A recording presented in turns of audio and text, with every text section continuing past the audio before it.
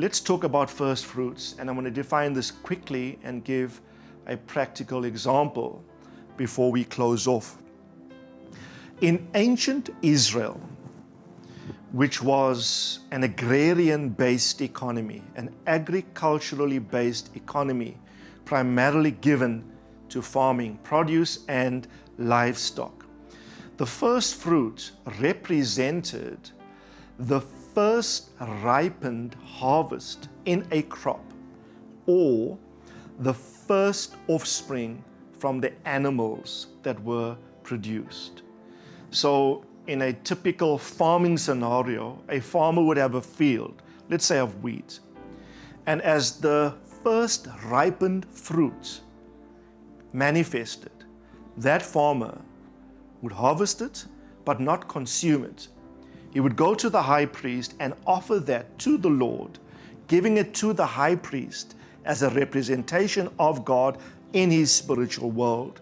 And he would offer this totally to him. Whatever came in first was given to the high priest as an offering in honor of the Lord and in gratitude of the Lord himself. The same applied to the firstborn of animals. Whatever came in first, it was given holistically, not touched, to the high priest as an expression of gratitude and honor to the Lord, in acknowledgement of the fact that the entire productivity, the whole realm of harvest, was God's blessing, God's determination. And without God, there would be no harvest. It was also given in anticipation of a coming and a more complete or full harvest. Now, Israel celebrated 7 feasts.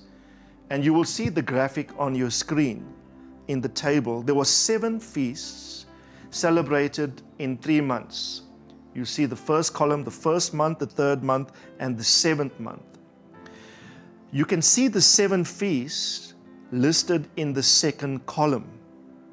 But those feasts were broadly categorized into 3 general descriptors. That being, in the first month, the feast of Passover, in which you will see in the last column, you will have a barley crop manifest. In the third month, in the feast of Pentecost, the wheat crop, and in the 7th month, the feast of tabernacles, oil and wine. So in the feast of Passover, farmers would take a sheaf, the first ripe sheaf, and would go to the priest to offer it.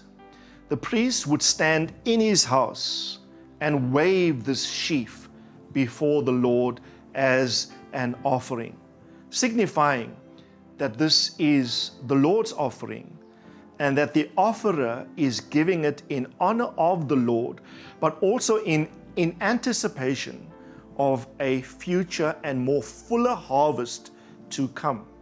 So it was given at the feast of the feast of the sheaf of first fruits, which was the third feast in the Passover celebrations, in anticipation that 50 days later, at the feast of Pentecost, there would even be a perpetual harvest of wheat in the third month. There too, first fruits were offered to the priest in anticipation that in the 7th month at Tabernacles, our oil and our wine, our vintage harvest, would come to full blossom.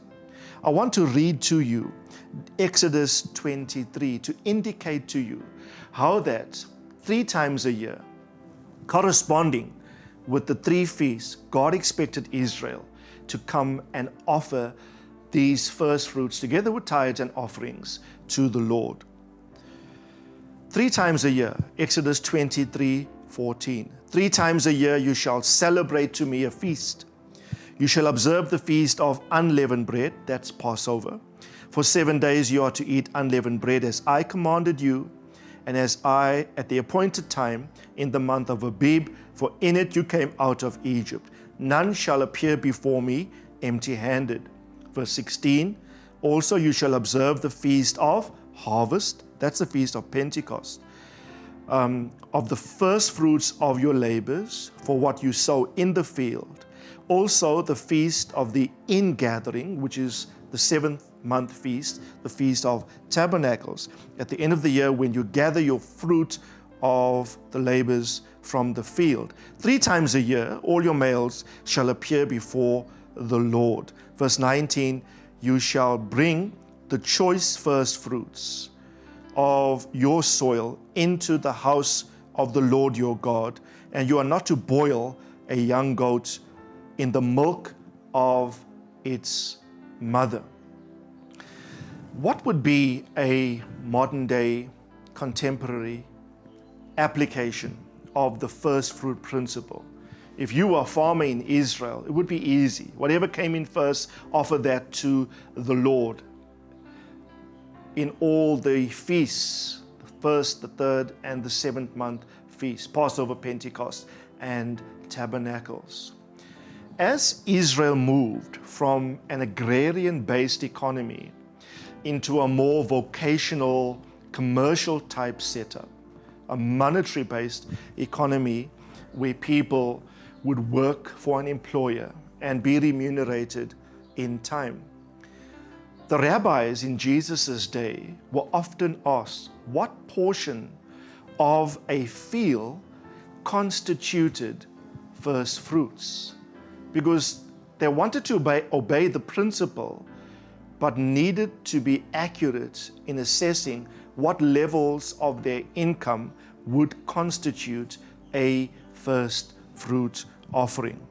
So the rabbis said this, when they historically appraised what farmers would give as first fruits in reference to a percentage or an allotment or portion of the totality of a field, they said anywhere from between 1/40th and 1/60th of the total produce of the field annually generally constituted what farmers in their day would have offered as a first fruit offering.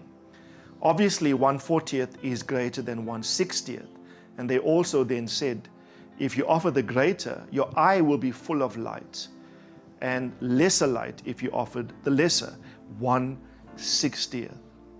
So today, in today's modern world, most people work and earn a salary.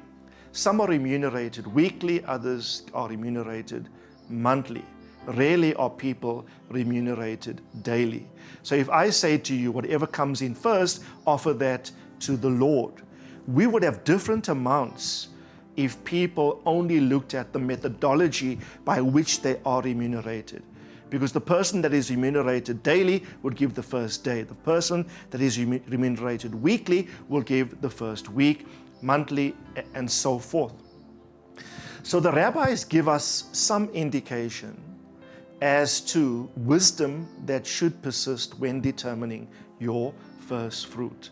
We suggest that as a starting point, one should give a minimum of the first week's income to the Lord as a first fruit. A first week's income is 1 week. There are 52 weeks in a year. So 1/52 would more or less approximate to at least 2% of one's total annual gross earnings. Or if you are remunerated monthly, would at least equate to the first week's income, or a quarter of your salary, or 25% of your salary. Now that is a starting point. I have started this journey, and presently we are offering a full month's salary as our first fruit offering in a particular calendar year. Please remember this. It's in a particular calendar year. In a particular calendar year of 52 weeks, the first week's offering in a particular first month it will be, if you are salaried, 25% of your salary in that first month as a first fruit given to the Lord. In subsequent months, you could just then give tithes and offerings. In next week, I will give you more practical examples of how this should be administrated. Let me just conclude by saying this. Do not be governed by a calculator when determining your first fruits. Be governed by your heart disposition. Whatever comes in first, yes, offer that to the Lord. Do not have a frugal mindset or stingy disposition or a withholding spirit when functioning or determining one's first fruit offering. The measure of light in your eye must determine the measure of revelation. As your faith grows, as your obedience level grows, as the quality of illumination in your spirit grows, so too will the degree of your offering of the first fruits grow in ways that will literally amaze you.